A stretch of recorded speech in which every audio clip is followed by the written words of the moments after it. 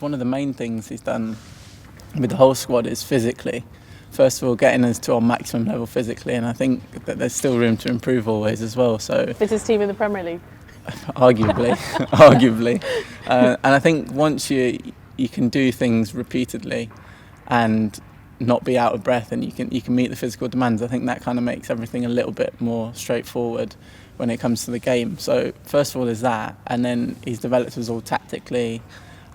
The work we put in on the training ground is like nowhere else I've been. So I think there's that, and for me personally, the confidence he's given me. As you said, the first person to really like believe in me as a number 9 and give me the kind of, not the pressure, but give me the kind of pride to wear that number 9 shirt and be the main man. So yeah, I've got a lot to thank him for. And so far, what's been, I guess, your favourite part about working with him? Because he's such an interesting individual. Just being in his presence, he has that presence. So everyone wants to know what it's like day in, day out. Hard work. I'd say that if someone asked me who's the best manager you've worked for, I'd say Marcelo.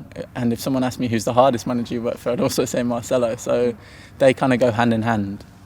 But it's weird. When we first started doing Murder Ball, I'd have said that was the worst thing, that like it's so hard. But now it's actually something like that all of us look forward to every week. Yeah, it's physically demanding, it's really tough, but it's probably the most enjoyable bit and the enjoyable part of training. It's the competitiveness, and we've kind of grown to love it now.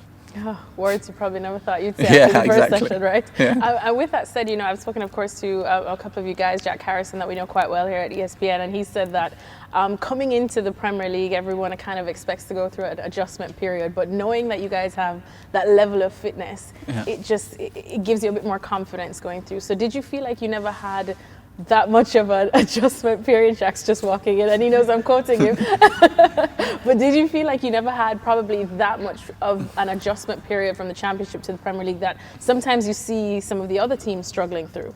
Yeah, kind of. I also think that with the way that it's gone with the whole pandemic, the fact that we only had the 2 weeks break, it kind of helped us in a way, because we were kind of riding the wave from getting promoted. We didn't lose too much fitness.